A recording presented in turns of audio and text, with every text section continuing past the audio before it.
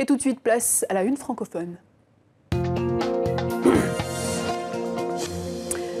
Avec cet autre symbole de la Turquie d'aujourd'hui, la mise en examen et l'incarcération du journaliste français Lou Bureau pour terrorisme. Il a notamment collaboré avec TV5 Monde. Il a été arrêté la semaine dernière par les autorités turques à la frontière irakienne.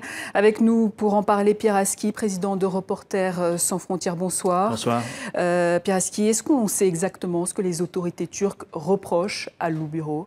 Alors, les autorités turques l'accusent d'activités terroristes, mais uniquement sur la base d'un travail journalistique, c'est-à-dire les photos et les interviews qu'il avait dans son ordinateur, basées sur un séjour précédent qu'il avait fait en 2013 auprès des rebelles kurdes de Syrie, l'YPG, qui sont liés. Alors, c'est là que le contexte régional et le contexte turc jouent à plein. C'est que ce groupe de rebelles syriens est lié au PKK, qui est le groupe kurde de Turquie et qui est un peu la bête noire du régime Erdogan. Classé organisation terroriste par le pouvoir turc. Mais aussi en Europe. Mais le fait de faire un travail journalistique sur des gens que le pouvoir turc considère comme des ennemis ne fait pas de vous nécessairement un terroriste. D'illégal. Voilà. Rien d'illégal pour le moment. Voilà, et c'est un petit peu la complexité de ce dossier qui s'inscrit dans un contexte beaucoup plus large, qui est à la fois celui de la répression colossale que subissent les journalistes en Turquie, et principalement, évidemment, les journalistes turcs.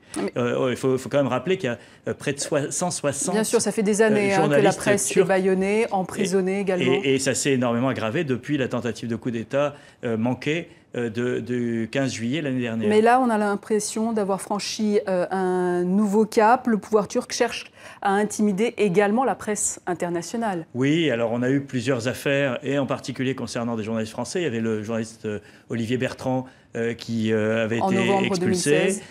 Puis l'affaire Mathias Depardon, dont on a beaucoup parlé, puisqu'il est resté 1 mois en détention avant d'être libéré, suite à une rencontre entre le président Macron et le président Erdogan en marge du sommet de l'OTAN en juin dernier à Bruxelles. Or là, la situation semble plus alarmante parce que Lou Bureau est inculpé. Il est inculpé, et il est inculpé du crime suprême dans la Turquie d'aujourd'hui, qu'est le terrorisme.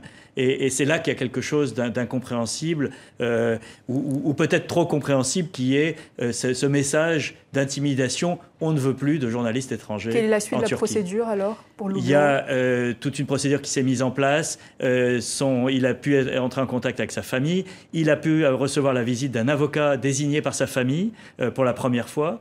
Et puis, il y a une procédure diplomatique. Le consulat de France est mobilisé. Et maintenant, je pense que cette affaire est suffisamment grave pour qu'elle soit traitée aussi au plan politique. Mais en tout cas, il faut que tout le monde sache que les organisations de journalistes en France et Reporters sans frontières réclament sa libération, parce que pour nous, il s'agit de la criminalisation tout simplement d'une activité journalistique. Et le père de Lou Bureau a appelé d'ailleurs ce matin la Turquie à retrouver la raison. Cette raison, le pouvoir turc l'a perdue ?